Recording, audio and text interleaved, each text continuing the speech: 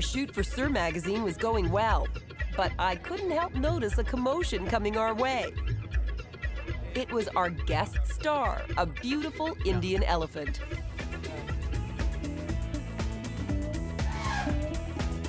We've got 3 down, 3 to go. Elephants here. So let's get him, yeah?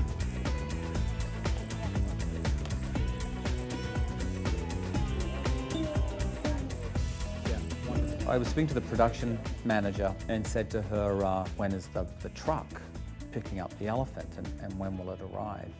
And she said, no, there's no truck. It's walked all the way from Jaipur, poor elephants, feel sorry for him. And it left yesterday. I'm sure it's resting and drinking its beer or peanuts or whatever elephants do. They walked this elephant from Jaipur a day and a half through the night with 3 or 4 guys, and the elephant just literally walked for a day. And then the elephant still only cost $250.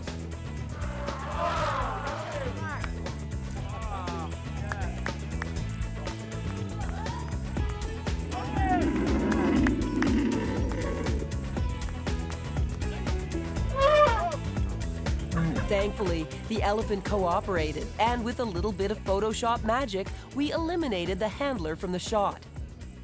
The elephant turned out to be quite the attraction, not just for us, but for the locals as well. Somehow, word of our endeavors had spread, and people were showing up in droves. It was really funny, too, to see the kids' reactions. You know, we had so many kids from the local villages watching us as we went about what we were doing.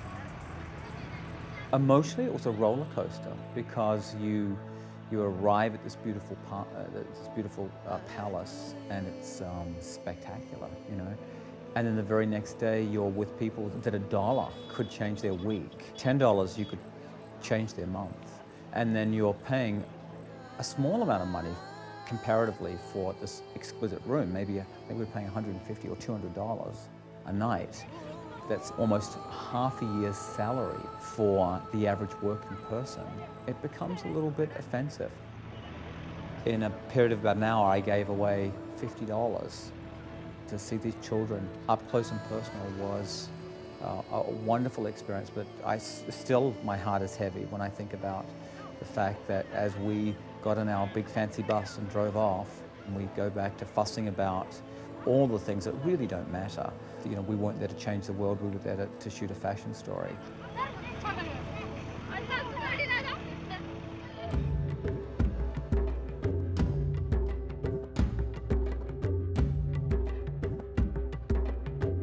Basically, it feels like we are in the middle of nowhere because that's pretty much what it is. But it got to be the middle of somewhere for someone else. We recruited some dancing girls from the local village for the Sir shoot. I got to just sit and chill, basically, and watch the world go by that day. No one had ever seen anyone that tall before, that white-skinned, with hair that, you know, that long and that vibrantly red. Can we have Kitty?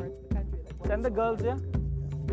We really do respect, you know, the creative team at work there, and we don't, you know, you want to say something, but then sometimes you have to hold back. Both Belle and I, at times, were pussyfooting around in terms of the way things had been styled or the clothes that were showing up in some of the shoots. Why is she wearing no shoes, or is that something, whatever? We sort of bit our tongues because we just wanted things to play out. And in the end, we were, you know, quite happy with the results. But it was funny to watch his kind of diplomacy. You're just dying to say something, aren't you?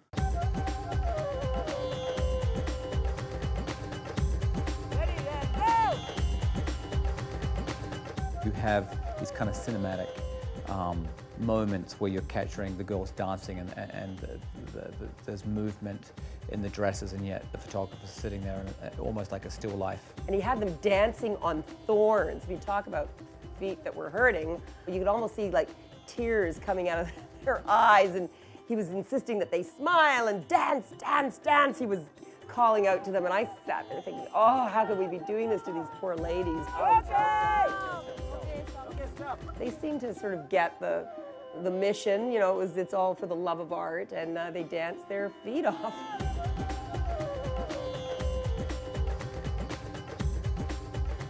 As the light faded, we tried to squeeze in a bonus shot or two. In the middle of an interview with Michael, we got a surprise visitor. Don't react.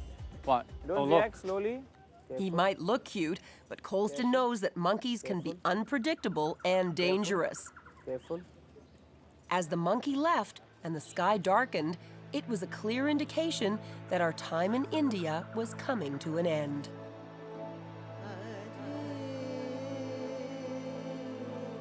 I think I've got to go back.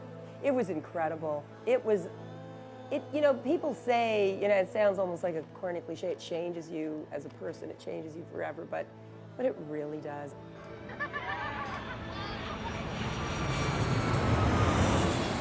As we landed back home after an exhausting flight, it was a bit of a family reunion because not far away, Bob was at another shoot for Sir. We're shooting a fall fashion story today for Sir magazine, and through a number of sort of coincidences piling up, we got the option to be able to shoot in this location.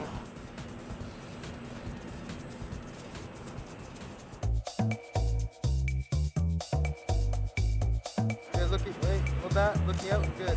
Okay, turn around again. For casting, each character is significantly sort of different looking than the other, whether it be in age or whether it be in style. So we sort of based it loosely on that, saying, okay, we want one guy that's a little older than the others, one guy that, you know, has longer hair, and, you know, we can style in a more sporty way, so we can cover off all the main trends for fall. Okay, let's move it around a bit. That's right. We were thinking more along the lines of doing a studio story because the India story is the location is so amazing that it would be hard to top, but I think this will be a complement to that. I think that'll just make the issue even better.